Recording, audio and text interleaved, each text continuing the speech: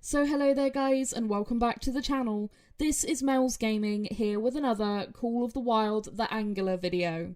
Now I'm so sorry guys that I have been slightly behind the mark with this one, but with the heat wave it's just been so almost impossible to record. So I've been really looking forward to actually recording this video and talking about this, because as you'll see on screen now, we finally have a release date for The Angler. August 31st, which absolutely blew my mind. I was expecting end of the year as a release date for this game, not next month. I am really surprised and very excited that the release date is so soon. Yeah, really exciting piece of information, and like I said, I've been really excited about making this video, but it's just not been at all possible. So yeah, really exciting news there. But for the rest of this video, we're going to be going through the dev diary that dropped last night, talking a little bit about fish spawning mechanics and some really interesting stuff from the devs. So let's get right into it. A little bit of backstory. So, how do you go about populating the waters in an area as big as Golden Ridge Reserve? Well, the first approach was to do this by hand. However, it soon turned out that going over every water body to figure out whether a particular fish was appropriate for a lake, pond or river is just too much work, especially looking at the future with more reserves in mind. Because of this, we turned to a more automated solution. In short, our fish spawning system takes a ton of data from across our entire game world, puts it together and uses it to automatically spawn fish appropriate to a given water body. Now, when I say automated, I don't mean that we can just take our hands off the wheel and go on autopilot. We still have to tell the system how to interpret the data it finds, which is a constant back and forth, but it makes populating our waters a lot quicker and easier. And because the system is designed and built by our team, we are improving it all the time to make it more accurate. So some really interesting information in there. One thing that I'm particularly pleased to see is that they're already thinking ahead about future reserves and how this system will work with future reserves. That to me is a big positive, because yeah, planning for the future is always going to be better than getting to the point where they want to add new reserves and then maybe the system doesn't go along with that. So really pleased to see that. Now, we have this image here which has this caption. In the image above, which is the image on screen, we can see one of the many locations a player can fish from. We can view where the fish are swimming in real time, including their species and size. The differently coloured squares represent parts of the water with different attributes, and, brackets, slightly different fish spawns. Remember, this is all secret information and it continues to be fine-tuned until we get the correct results. Which I think is really cool to see this kind of behind the scenes work and see exactly how the devs are planning on making this game work.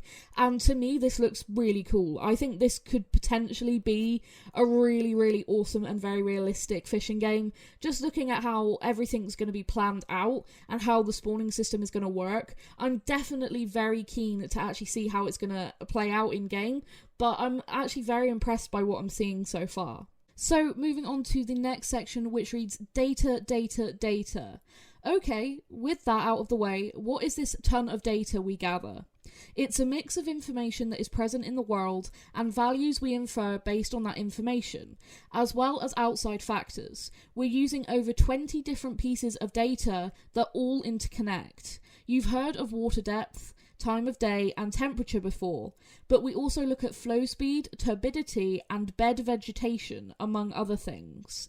Using all of this information, we can effectively give each bit of water a grade per fish species.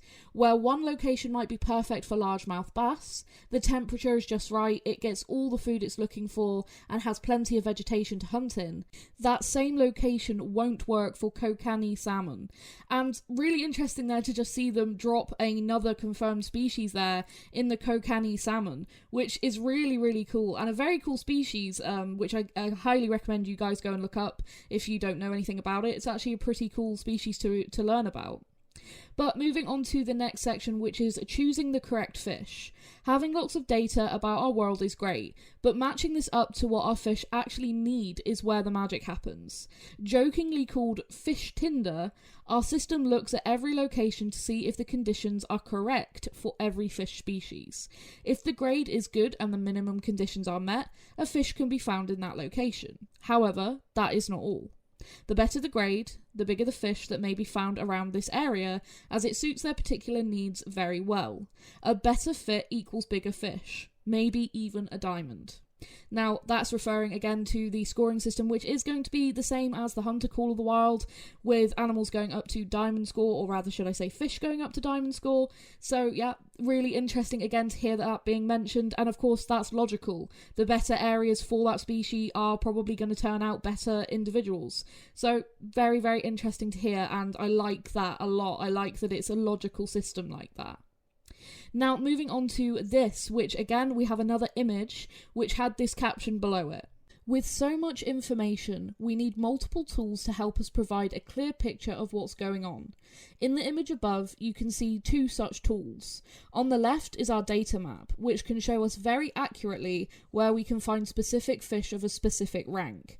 On the right, you can see our fish counter. It shows us the total number of fish and breaks them down per species and rank. So once again, just seeing how the system for spawning fish in the angler is actually going to work, and I just really like this system that they've come up with, that it's not just static, oh this is where you'll find this fish, this is where you'll find this fish, and it's not, by the sounds of it, going to just be constantly repetitive.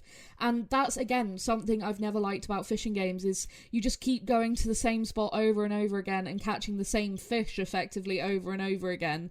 But this looks like it's going to be far more interactive and changeable, and that really excites me. And again, I'm really excited to actually play this game and see how it actually feels, and whether it's going to feel constantly the same, or whether it does manage to give that feel of something a little bit different every time, which is what I'm looking for. Now, moving on to the final section, which reads, what the future may hold. Of course, no system is flawless, so we're looking to continuously improve our fish spawning and make the results more and more true to life. Like the angler itself, it's an ongoing project and will evolve where the game needs it to go. I'm curious to see if you, the community, can find your favourite fish around the reserve. So that is going to be it for this dev diary sort of recap. I will link this dev diary in the description of the video as well if you guys want to go and have a read through of it yourself and maybe take a closer look at some of the images. Lots of really interesting stuff in this dev diary, and I think this has answered a lot of questions I had, and like I said, I'm very, very curious about how this system will actually feel in-game. On paper and in these graphics, it looks really good, and it looks like it's going to give that random element that I really am looking for, and, you know, that challenge of actually going to find good spots rather than just go from point A to point B and just fish, and you'll catch good fish no matter where you go. I like the fact that, you know, where the good fish are is logical, because the good fish are going to be in the best areas for that species. So a lot that I'm really, really pleased to actually see in this dev diary, and a lot that I think is particularly awesome.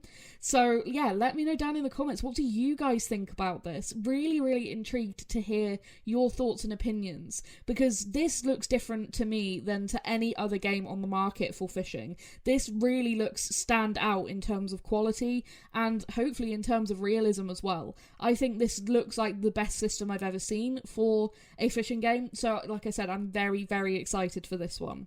But that is going to be it for this video, guys. Again, sorry that it was a little bit later than I would have hoped for, but I hope you have enjoyed it, and thank you guys so much for watching and for all your support as always, and I will see you guys in the next video. Thank you.